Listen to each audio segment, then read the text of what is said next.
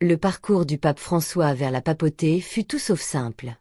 De ses premières années à Buenos Aires, où il était le fils aîné d'immigrants italiens, jusqu'à son premier amour et à l'opposition de sa famille, sa trajectoire fut jalonnée de rebondissements inattendus et de choix déchirants.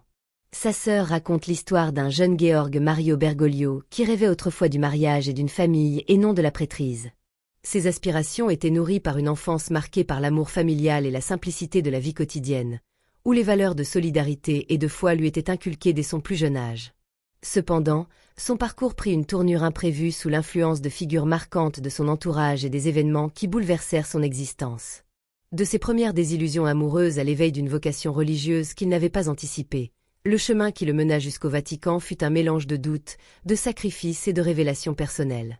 Rejoignez-nous pour explorer les moments méconnus de l'enfance du pape François, l'influence de sa famille et les événements marquants qui ont façonné son destin extraordinaire, le conduisant à devenir l'une des figures spirituelles les plus influentes de notre époque. Le pape François, né Giorgio Bergoglio à Buenos Aires en Argentine, était l'aîné de 5 enfants nés d'immigrants italiens, Mario Giuseppe Francesco Bergoglio et Regina Maria Sivori. Ses frères et sœurs, Oscar Adrian, Marta Regina, Alberto Azio et Maria Elena, ont tous été élevés avec lui dans un foyer catholique modeste mais dévoué. Les origines familiales remontent au Piémont en Italie, d'où Mario et Regina ont fui le régime de Mussolini en 1929 en quête d'un avenir meilleur en Argentine. Le voyage de la famille Bergoglio vers l'Argentine ne fut pas sans difficulté. Mario, initialement employé de banque avec ses parents Giovanni et Rosa, cherchait la stabilité. Leur installation initiale à Paraná fut perturbée par une récession qui les obligea à déménager à Buenos Aires. Giovanni emprunta 2000 pesos pour ouvrir un entrepôt, et Mario, devenu comptable, soutenait la famille en vendant des marchandises dans un panier.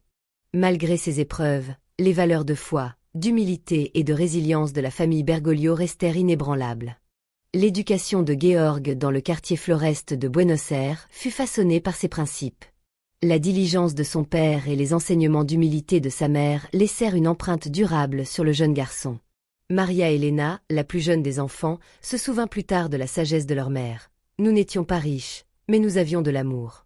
Ma mère nous a appris l'humilité et mon père nous a appris l'intégrité. » La vie de la famille tournait autour de la foi, avec une fréquentation régulière de la basilique Saint-Joseph et des liens étroits avec leur prêtre local, le père Enrico Pozzoli. La grand-mère de Georg, Rosa, joua un rôle particulièrement influent durant sa jeunesse. Femme cultivée et engagée politiquement, Rosa avait été membre de l'Action catholique en Italie, défendant les droits des travailleurs et s'opposant aux fascistes. En Argentine, elle vivait près du foyer Bergoglio et partageait souvent son amour de la littérature avec Georg, lui lisant de la poésie et lui faisant découvrir les classiques italiens. Mon souvenir d'enfance le plus fort est cette vie partagée entre la maison de mes parents et celle de mes grands-parents, déclara plus tard le pape François, soulignant l'héritage spirituel et culturel transmis par Rosa. En tant qu'aîné, Georg portait souvent la responsabilité de sa famille. Maria Elena se souvenait de son altruisme. Georg faisait des petits boulots en plus pour nous soutenir et nous rappelait toujours que Dieu pourvoirait. La vie des enfants Bergoglio fut marquée par la modestie.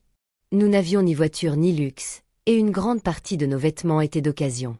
Mais les 5 enfants ont tous reçu une éducation, expliqua Maria. Cette dévotion à l'éducation et à la formation morale se manifestait dans la discipline et la compassion de Georg. Malgré son air sérieux, Georg avait un côté vif. Il aimait le football et suivait avec passion l'équipe locale San Lorenzo. Il appréciait également danser le tango rapide appelé milonga. Son ami d'enfance, Raphaël Musolino, le décrivait comme un garçon grand, élancé, studieux et doux. Bien qu'amical, Georg était réservé, préférant se concentrer sur ses études plutôt que de se joindre aux pitreries de ses camarades. Il y avait beaucoup de garçons turbulents autour, mais il n'était jamais comme ça. Il était très direct et pas du genre bavard, un garçon de peu de mots, se souvient Musolino.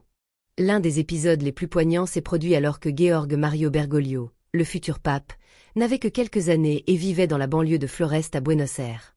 On sait qu'il avait une petite amie d'enfance, une voisine nommée Amalia Damonte. Dans plusieurs interviews, Amalia a révélé comment le jeune Georg avait exprimé son intention de l'épouser, déclarant « Si je ne peux pas t'épouser, je deviendrai prêtre ». Cette romance innocente a rencontré l'opposition de ses parents. Amalia a raconté qu'après avoir osé lui écrire un petit mot, son père l'avait puni, mettant ainsi un terme à leur relation naissante. Mon père m'a frappée parce que j'avais osé écrire un mot à un garçon, a-t-elle déclaré. Dans une lettre qu'il lui avait adressée, Georg avait dessiné une maison au toit rouge et expliqué qu'il souhaitait l'acheter pour elle lorsqu'il serait marié. Cependant, Amalia n'a jamais répondu à cette lettre. Je voulais qu'il disparaisse de ma vie, avoua-t-elle plus tard, soulignant à quel point ses parents avaient exercé un contrôle strict sur son amitié avec le jeune Bergoglio. Malgré la simplicité et la pureté de leur relation, cet incident a profondément marqué Georg. Cette première désillusion amoureuse le poussa à réfléchir sur son avenir avec une intensité nouvelle. Confronté à la douleur du rejet et aux barrières imposées par son entourage, il commença à se tourner vers la foi avec plus de sérieux. Comme l'histoire le montrera, sa voie s'est nettement éloignée de la vie domestique qu'il avait autrefois envisagée, pour le mener sur un chemin de spiritualité et de dévouement qui allait transformer le cours de son existence. Après cet épisode douloureux, le jeune Georg se retrouva face à un chemin intérieur qui le conduisit progressivement vers une vocation bien plus vaste que les simples désirs d'une vie domestique. Les blessures de ce premier amour se transformèrent en une quête de sens et d'appartenance, le poussant à rechercher la consolation et la lumière dans la foi. Dans l'enceinte de son école catholique, il découvrit un univers où les valeurs de solidarité, de compassion et de dévouement se transmettaient à travers les enseignements de ses professeurs, véritables guides spirituels dont la modestie et l'intégrité marquaient profondément son esprit. Les heures passées dans la chapelle de l'école, bercées par le murmure des prières et la douce lueur des bougies, furent pour lui des moments de profonde introspection. C'est là, dans ce sanctuaire de silence et de recueillement, que Georg apprit à dialoguer avec ses doutes et à entendre la voix de sa conscience. Il se surprit à méditer longuement sur les récits bibliques, trouvant dans ces textes anciens des échos de ses propres aspirations et de la douleur de ses premières désillusions amoureuses. Peu à peu, la prière devint pour lui un refuge, une force intérieure qui lui permettait de transformer ses peines en un élan de renouveau spirituel. Ce renouveau s'accompagna d'un engagement grandissant dans les œuvres de solidarité de son quartier. Impliqué dans diverses actions caritatives, il se mit à aider les plus démunis, convaincu que chaque geste de compassion était un pas vers un monde plus juste. Cette implication lui permit d'appréhender la réalité de la misère et de l'injustice avec une lucidité nouvelle, éveillant en lui un sens profond de responsabilité envers ses semblables. Dans ces moments de partage, il découvrit que la véritable grandeur résidait dans la capacité à donner de soi, à écouter et à soutenir autrui sans attendre en retour. Parallèlement à cet engagement social, Georg se rapprocha d'un cercle d'amis aux aspirations communes. Ces jeunes, animés par une même soif de vérité et une volonté de comprendre le monde, se réunissaient régulièrement pour échanger sur leurs rêves et leurs incertitudes.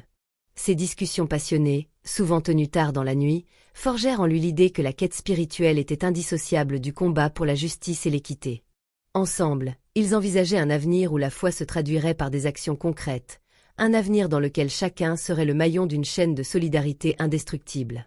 L'influence de mentors charismatiques joua également un rôle crucial dans sa formation. Un prêtre respecté de la paroisse locale, dont la sagesse et l'humilité laissaient une empreinte durable, devint pour lui un modèle inspirant. Ce guide, conscient du potentiel immense du jeune Bergoglio, l'encouragea à approfondir ses études théologiques et à réfléchir sérieusement à l'appel divin qui se manifestait en lui. Sous ses conseils avisés, Georg découvrit les subtilités de la doctrine chrétienne, ainsi que l'importance d'un engagement total et désintéressé pour servir la communauté.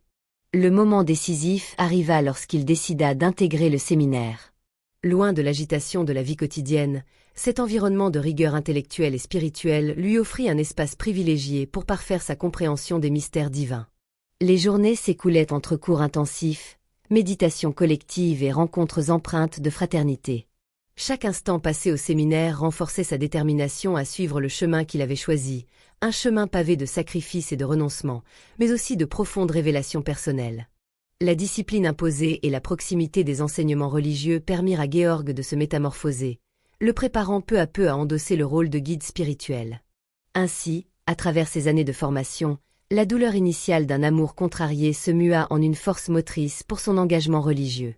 La confluence des épreuves personnelles, des leçons de vie et des rencontres déterminantes contribua à forger en lui un caractère résilient et empathique.